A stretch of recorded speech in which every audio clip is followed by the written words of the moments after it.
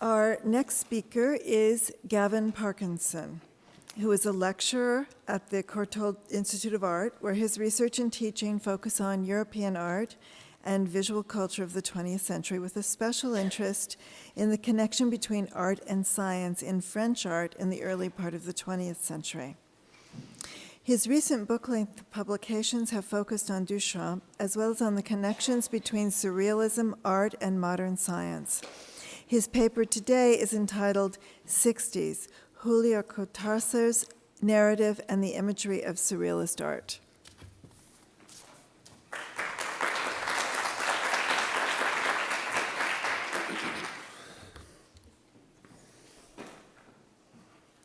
Okay, I'm sorry about the poor quality of this photograph, but you recognize him. This is Julio Cortázar.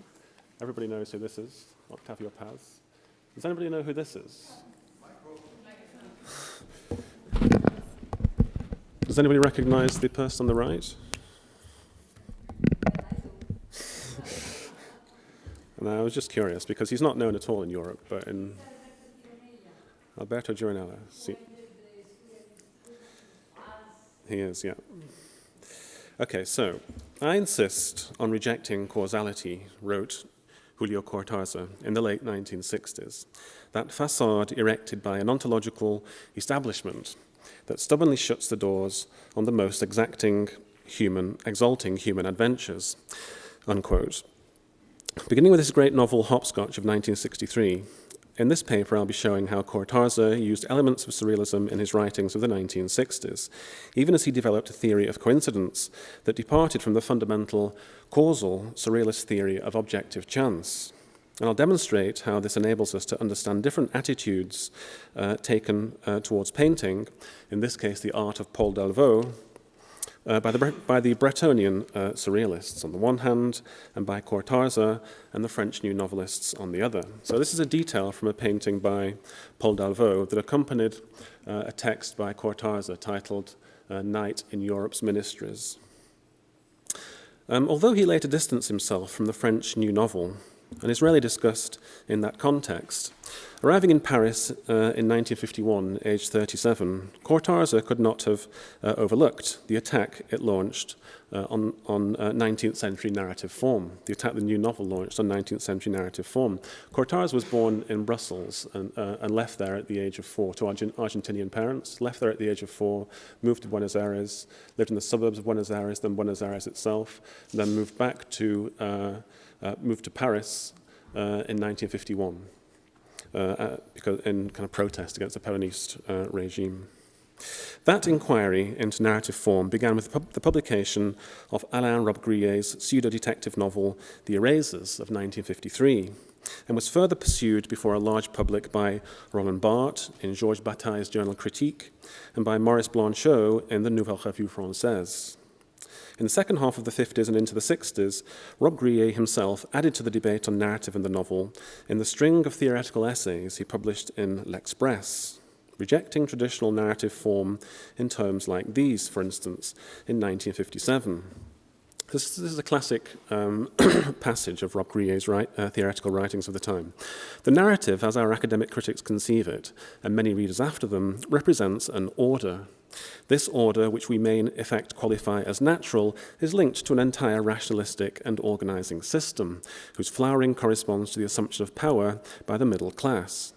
In that first half of the 19th century, which saw the apogee, with Balzac's The Human Comedy, of a narrative form which understandably remains for many a kind of paradise lost of the novel, some important certainties were in circulation, in particular the confidence in a logic of things that was just and universal, unquote.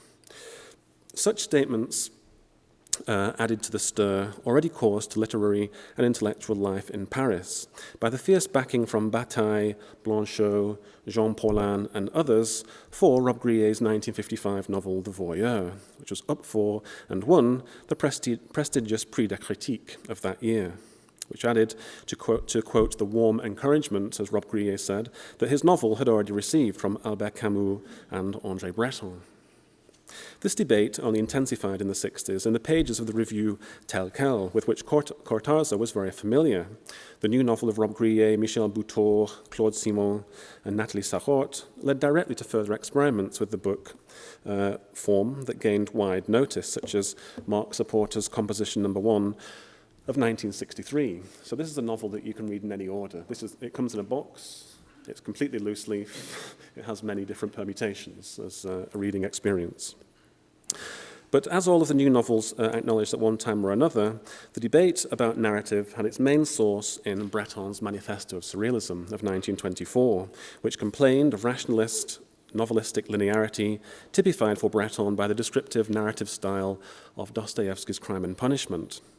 Such criticism had led to books that questioned the whole idea of the book, obviously the genreless Nadia by Breton of 1928, but also volumes such as Louis Aragon's 1928 Treatise on Style, which attacked the literary establishment in both its content and in its first and last draft form, appearing with typographical errors and misspellings intact. These debates about the future of the novel, the form of the book, and the ideology of narrative would have been well known to Cortázar, who landed in Paris in 1951 at the moment they were stirring. Alongside his growing knowledge of Surrealism and much greater access to its publications, this cultural and literary context goes some way towards explaining his own subsequent challenge to linear reading in Hopscotch of 1963. So I'm going to focus on Hopscotch first of all. What there is of plot in Hopscotch wanders from Paris to Buenos Aires in its first two parts, with its main protagonist, the Argentine Horacio Oliveira, his lost lover La Maga, and their group of friends, the jazz-loving intellectual dissolutes who form what's called the Club. This first section ends with Horacio's move from Paris following the death of La Maga's baby, Rocamadour, after which he's arrested and leaves for Buenos Aires, where in the second part of the book he works in a circus, then an asylum, before seemingly committing suicide by jumping from a window to his death. But this book, of 56 chapters, is supplemented by a third part, of course, famously subtitled Expendable Chapters, consisting of 99 short, seemingly random chapters or parts. The famous demand made by Cortázar upon the reader in Hopscotch, or the question it asks of the reader, is set out in the brief table of instructions at the beginning of this book or books. We can either read the first 56 chapters and dispose of the final part with what Cortázar calls a clean conscience, or we can begin the book at chapter 73 and follow the non-sequential order set out by the author for us, jumping in a non-linear manner from one chapter to another, so that the first 56 chapters are interspersed with the expendable 99. In this way, we read all of the 155 chapters except for chapter 55, which is in fact reproduced and distributed in chapters 129 and 133. At the end of the sequence set out for us by Cortázar, we're not exactly returned to the beginning of the novel, as happens in Rob Grillet's circular narratives in The Erasers and The Voyeur, but are left going back and forth between chapters 131 and 58, as though the novel can't end but must echo into infinity. So chapter 131 ends by saying, go to chapter 58. Chapter 58 ends by saying, go to chapter 131, so you go back and forth like this. All right, so I'm going to focus now on causality and how that operates in Surrealism and in Cortázar's writing, beginning with Hopscotch. I've indicated a cultural context in the new novel that begins the job of helping us to understand why Cortázar scrambled the reading experience of Hopscotch in this way, but there are plenty of references to Surrealism too throughout, as well as mentioning at various points Alfred Jarry, Lord Tremont, Rimbaud, Antonin Artaud, Louis Buñuel, René Dormal, Max Ernst, Wilfredo Lam, Joan Miró, and Raymond Queneau. Cortázar returns again and again to René Crevel and his novel Êtes-vous fou, Are You Mad?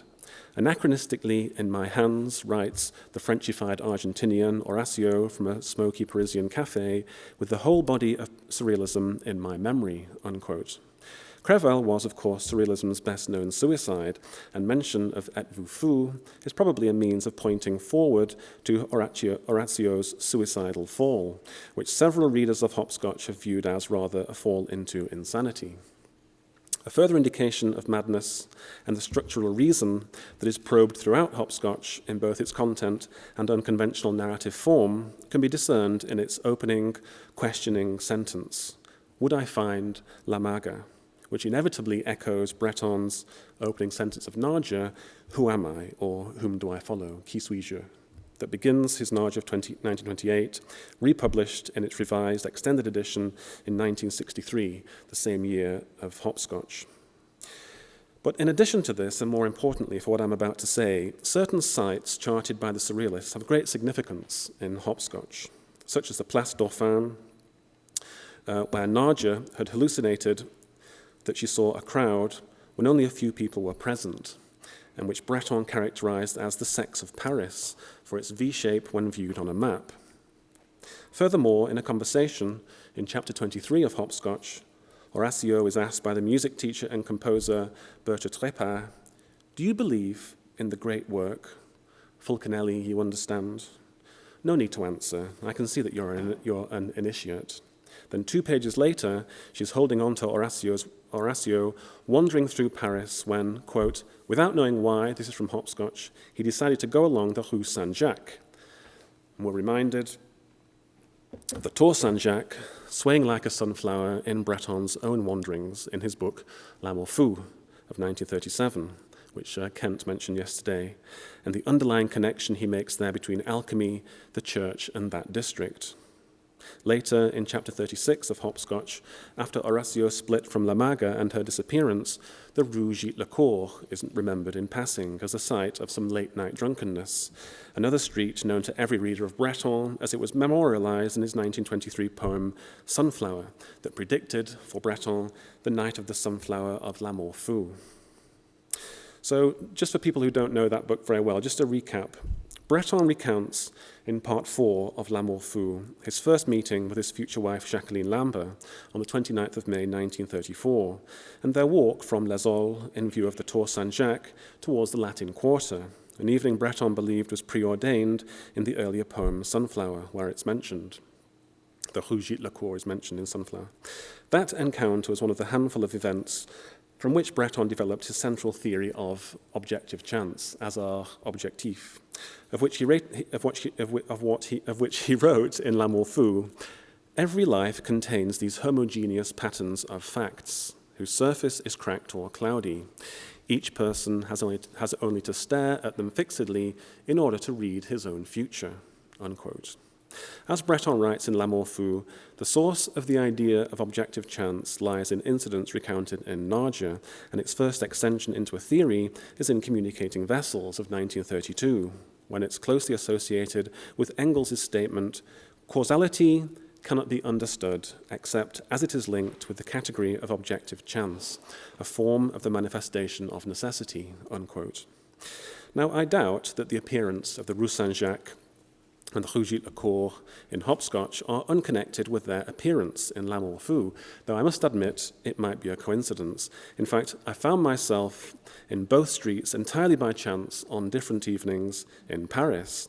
Furthermore, on one occasion in Paris, I looked up at the Tour Saint-Jacques, and it was clad in pale scaffolding, exactly as recounted by Breton in L'Amour Fou. It's a very strange experience to see this photograph, basically, when I looked up at the Tour Saint-Jacques. But for that very reason, that these streets figure prominently in 2 books, L'Amour Fou and Hopscotch, concerned with chance, coincidence, and causality, and because I'm not at all certain whether its appearance in the first is the cause of its appearance in the second, this introduces the ways in which chance and causality contrast between Surrealism and Cortázar's writings. That is because both Bretonian Surrealism and the Cortázarian novel of the 60s at its most surreal were fundamentally concerned with and shaped by whether or not coincidence has any meaning. And I'm going to argue that this central question affects the ways in which Cortázar and the new novelists understood the art of painters such as Paul Delvaux and show how Breton would have looked at such work differently. So just to clarify the Surrealist position on this. From the 30s on, Breton would stick with a causal theory that drew upon Freud's model of the unconscious to attach meaning to coincidence. This can be seen well into his later writings, such as the 1950 essay Pont Neuf, in which Breton takes us on a largely historical trip around the streets of Paris. When he tells us there in Pont Neuf that a map of the city that would probably be quite revealing should be drawn for every individual, and that what is interesting about a city's structures is what happens here or there. He is concerned with how objects in the outer world are experienced by individuals. Breton writes with a view towards understanding, towards discovering that which, he writes, will, quote, make us more aware of what causes us to falter, as well as of what helps us regain our balance. And in what he calls, quote, this effort to fathom what is incorrectly and so carelessly regarded as unfathomable, Breton is placing his confidence largely on a causal model of the inner lives of people drawn from Freudian psychoanalysis. Now, although I've associated Cortázar's writings of the 60s with Surrealism, partly through their rejection of a narrative normativity that was first questioned by Breton in the Manifesto of Surrealism, Cortázar takes a very different view of causality from Hopscotch onwards. Its now famous chapter 62 contains essentially a theory of causality that goes some way towards explaining the novel itself. There, Cortázar's fictional novelist Morelli is describing a book he would like to write that never got beyond a few scattered notes. And he goes on, psychology, a word with the air of an old woman about it. A Swede, he continues, is working on a chemical theory of thought, unquote. Cortázar's fictional novelist Morelli goes on to gloss a theory of thought with what he calls no Oedipuses, no Rastignacs, no Phaedras, an impersonal drama to the extent that the consciences and the passions of the characters cannot be seen as having been compromised except a posteriori, unquote. I'm going to explain what he's talking about there now. The chemical theory of thought that will replace the Oedipus of Freud's unconscious, the Rastignac of the deterministic Balzacian novel, and the Phaedra of classicism is carried in the lengthy footnote to chapter 62 of Hopscotch, which refers to a news item that ran in L'Express in February 1961, during the period Rob Grier was publishing his polemical writings there. The Swedish neurobiologist Holger Haydn had presented to a conference in San Francisco a new theory of thought in that month that was reported across the world. There, Haydn described the two types of cells that make up the brain, large cells called neurons, and small ones called glial cells, which stick to them. Using extraordinarily fine methods of analysis, Haydn had separated the neurons from the glial cells and carried out experiments on rabbits and rats to find out how both classes of cells use their chemicals under stimulation. He discovered an increase in the neurons' content of enzyme proteins and a corresponding sacrifice or decrease of the same in glial cells. So glial cells sacrifice their protein so that neurons take on more protein.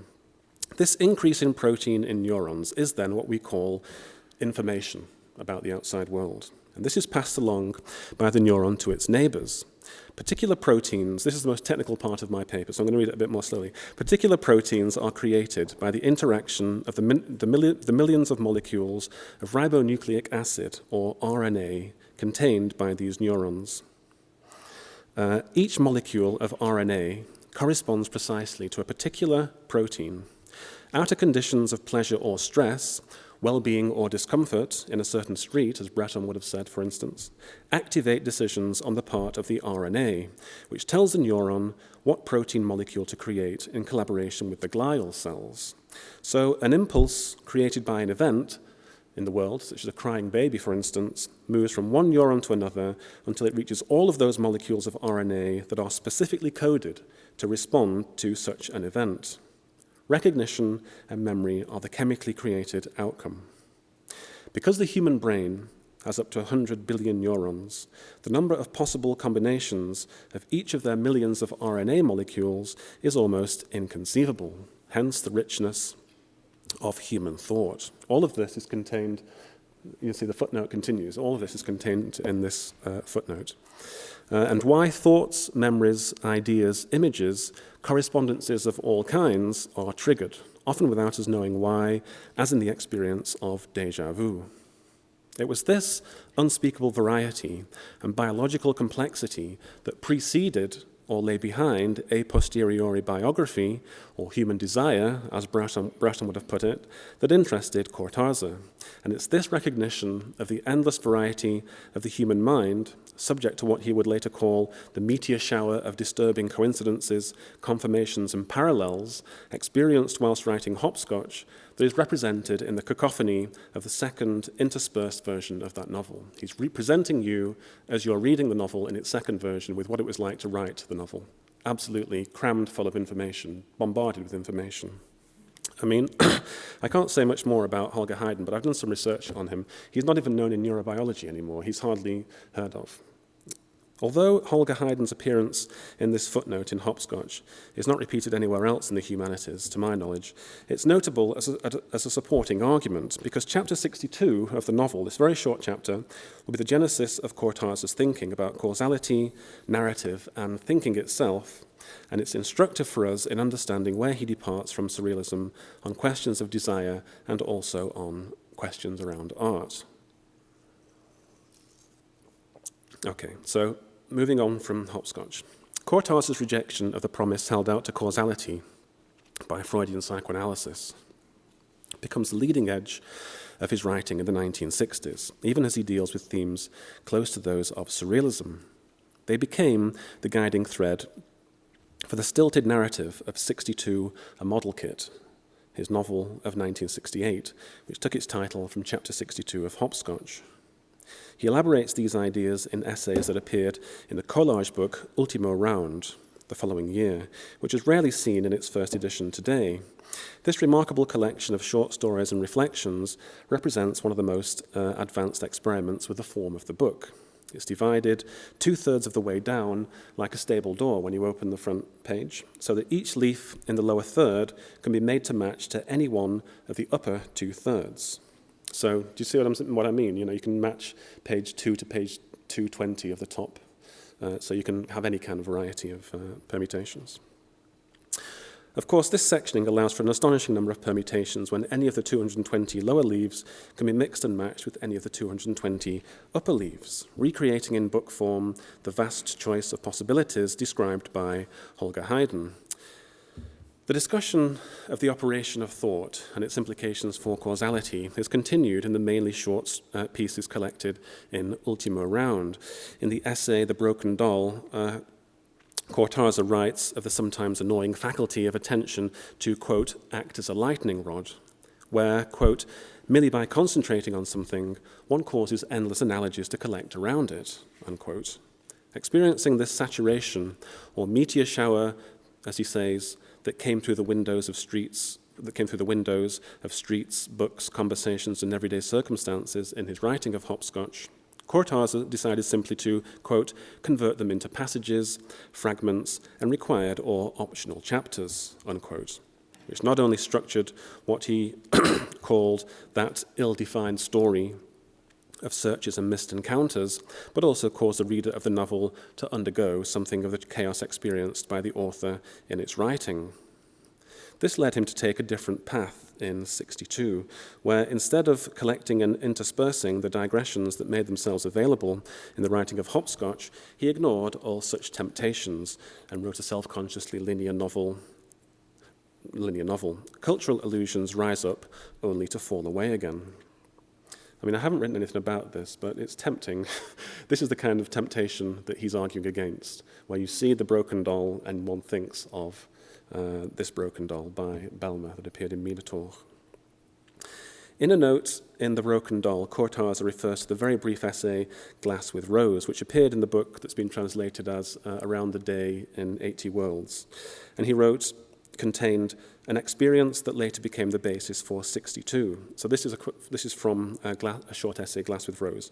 There, Cortázar discusses the ways in which the drift of concentration has the capacity to bring together as a totality successive appearance of heterogeneous phenomena beyond causal explanation, and he gives this example.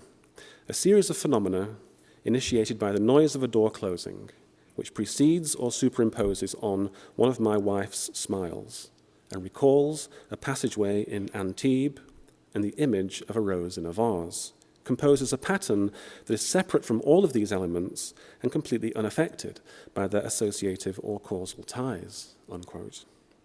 Cortázar calls this poetic image a representation of ordinary reality, yet as close as this irrational, juxtapositional, collage effect brought about by everyday phenomena sounds to surrealism, Cortázar goes out of his way to affirm the elements of the series no longer have their usual meanings, without my knowing what they have become.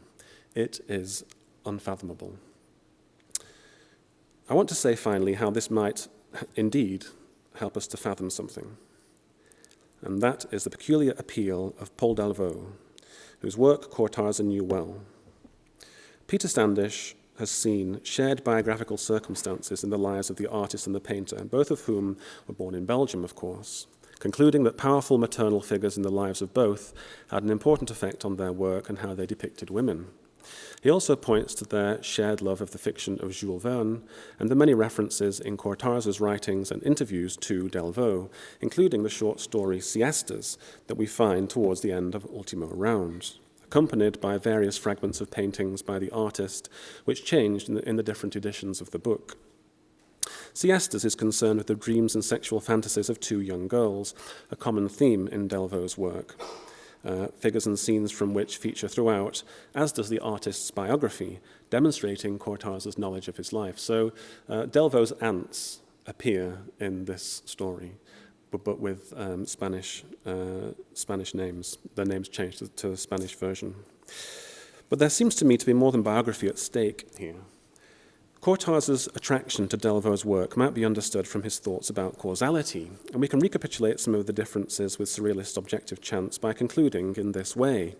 Although Delvaux is routinely described as a surrealist, and his work was admired by surrealists like Paul Éluard, Breton wrote barely anything on him, whilst accepting him into the canon of the movement anyway. Given his views on De Chirico, Breton's views on De Chirico, I just show what's sometimes called the precognitive painting of De Chirico because of this circle on the temple, which Breton and surrealists believe predicted his wounding in the First World War. Breton wrote given his views on De Chirico, we can assume that for Breton, the mystery of the street scenes contained in Delvaux's painting would have carried a future promise of a discovered significance, comparable to those sought by Breton and the surrealists in what they believed was the precognitive value of De Chirico's paintings.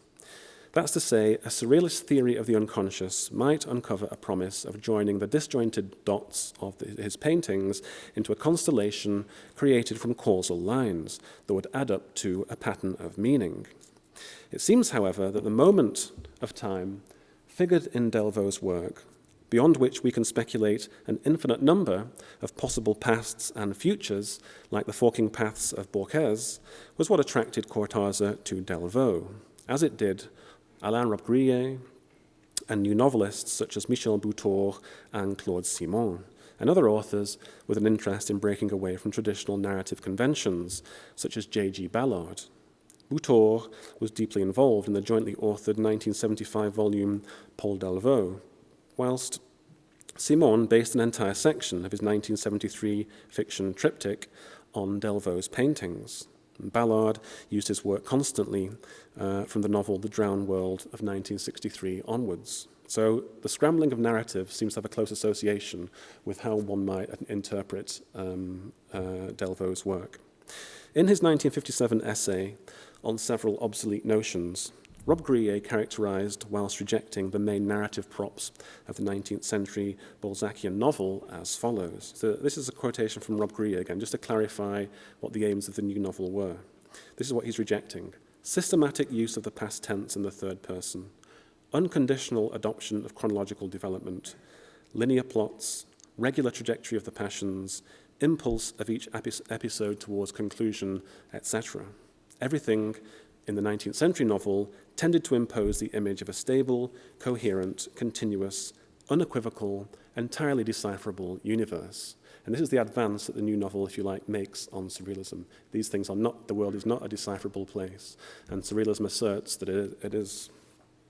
It's not the promise of a single closed narrative that it offers, but its plurality, its extension into infinity, the undecipherability of the world of Delvaux that appealed to Cortázar and these writers of the 50s, 60s, and 70s. It helps explain why Rob Grillet even worked with Delvaux in the early 1970s, and I can tell you more about that in the Q&A if you want to ask me later.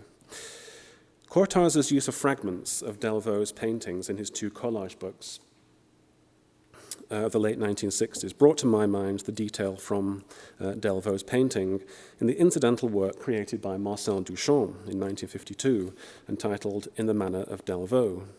If this seems rather arbitrary, by which I mean insufficiently attached to a causal chain, then it's perhaps allowed, given Cortázar's theory of causality.